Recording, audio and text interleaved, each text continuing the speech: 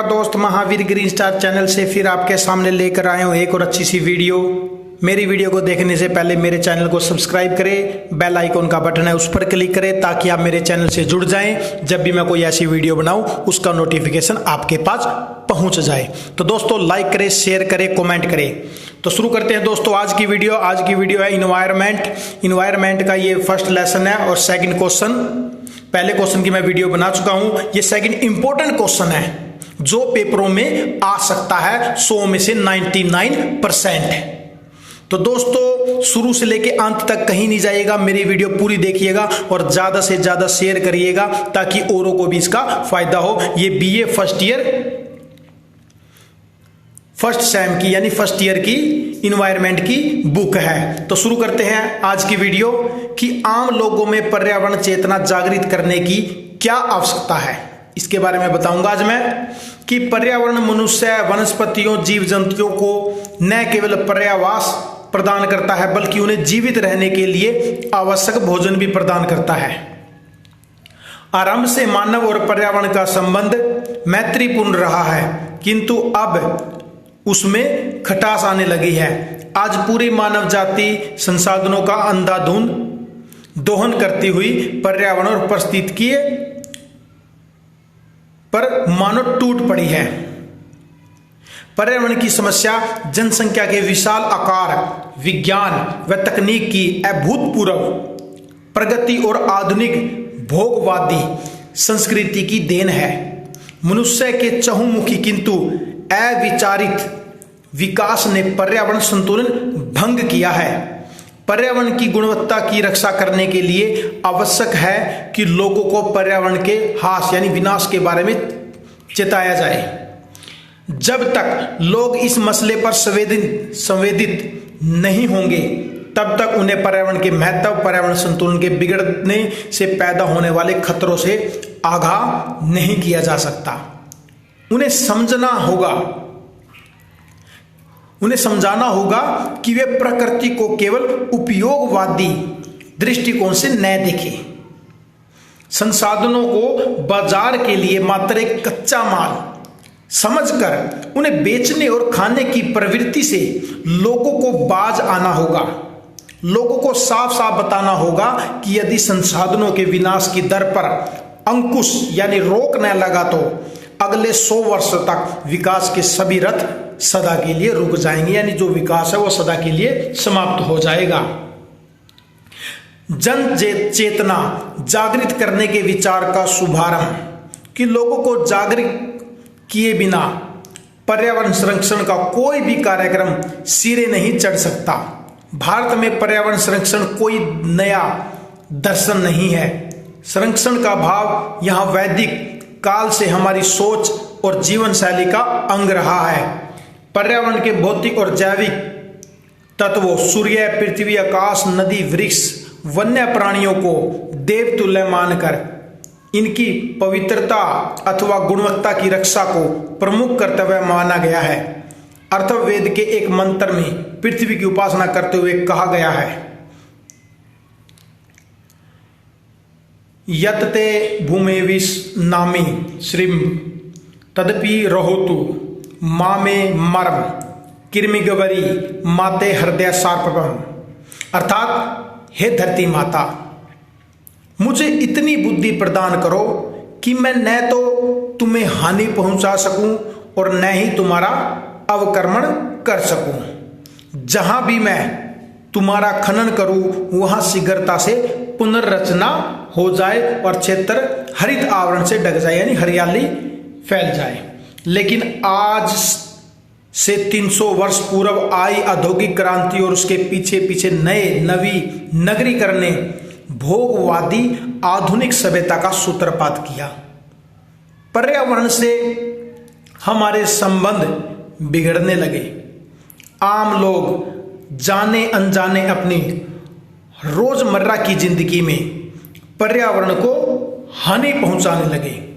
Ozone परत का क्षरण, वन विहीन होती धरती, जल संकट, ऊर्जा संकट, तेजाबी वर्षा, हरित गृह प्रभाव तथा रोगों जैसी इकट्ठी होती आ रही पर्यावरणीय समस्या ने 20वीं शताब्दी में विश्व समुदाय की नींद भंग की। जून 1972 में स्वीडन की राजधानी स्टॉकहोम में संयुक्त राष्ट्र संघ के तत्वाधान में एक विश्व पर्यावरण सम्मेलन का आयोजन हुआ, जिसमें भारत सहित 119 देशों के राष्ट्राध्यक्षों ने प्रतिभागी की। विश्व स्तर पर पर्यावरण संरक्षण का यह एक पहला सामूहिक प्रयास माना गया। इसी कार्यक्रम के दौरान पर्यावरण के प्रति जन चेतना जागृत करने के लिए प्रतिवर्ष 5 जून को पर्यावरण दिवस मनाने का फैसला किया गया। यानी स्टूडेंट ये क्वेश्चन आ सकता है 1 नंबर में कि पर्यावरण दिवस कब मनाया जाता है? 5 जून। जन चेतना इसलिए आवश्यक समझी गई क्योंकि लोगों को सहभागी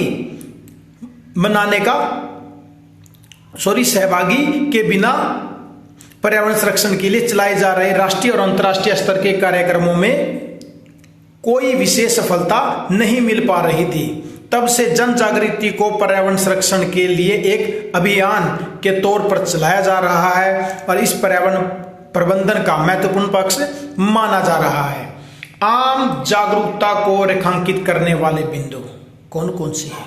नंबर 1, जीवन जीने की सुंदर, स्वच्छ और स्वस्थ दशाएं। यानी सभी मनुष्य और जीवों को एक नैसर्गिक अधिकार है कि एक सुंदर और स्वच्छ वातावरण में काम करे, जीवन जिए। अच्छे वातावरण में केवल मन अच्छा रहता है बल्कि विचार भी अच्छे आते हैं। कुरूप, भद्दे, बदबूदार वातावरण में जीने की इच्छा ही समाप्त हो जाती है। जीवन नरक लगने लग जाता है। काम क्षमता घटती और परिणाम स्वरूप घर कार्यस्थल पर कलह की स्थिति बनी रहती है। सेकंड पॉइंट है व्यक्तिगत सामुदायिक स्वास्थ्य, कि पर्यावरण के महत्व के प्रति जागरूक व्यक्ति अथवा परिवार कभी भी कूड़ा कचरा गलियों सड़कों पर नहीं फेंकेगा। वह खुद तो साफ सफाई ध्यान देगा ही और अपने पड़ोसियों को भी और अपने सामुदायिक कर्तव्य को निभाने की प्रेरणा देगा। पर्यावरण के प्रति जागरूक लोग प्रकृति के अनुरूप जीवन जीते हैं। प्राय वे मांसाहारी नहीं करते, मांसाहार बिल्कुल नहीं करते।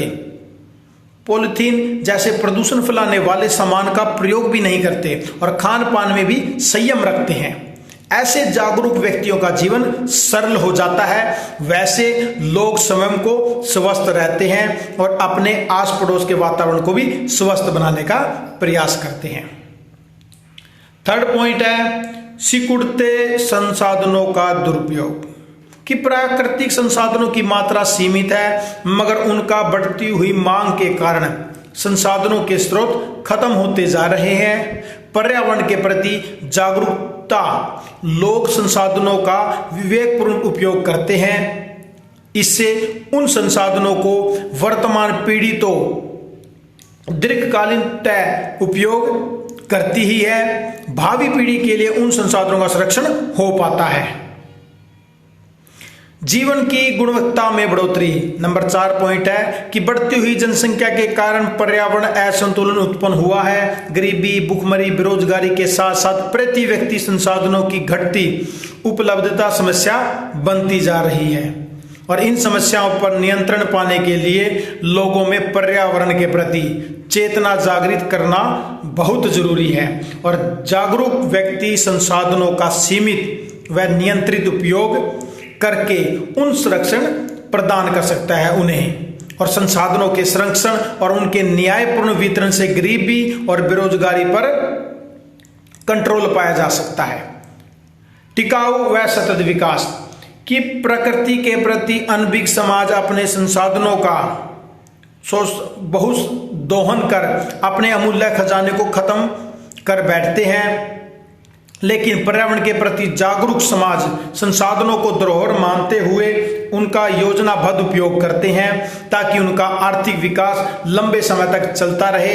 ऐसे लोग संसाधनों का नवीकरण तो करते ही है, साथ ही भविष्य में चुनौतियों का सामना करने के लिए विकल्पों की खोज करते हैं और पर्यावरण के प्रति लोगों में जागरूक करने से वे समझ पाएंगे कि पृथ्वी और पर्यावरण सभी जीवों की एक साझी विरासत है। इस पर किसी एक देश, वर्ग, केवल मानव प्रजाति का अधिकार नहीं है।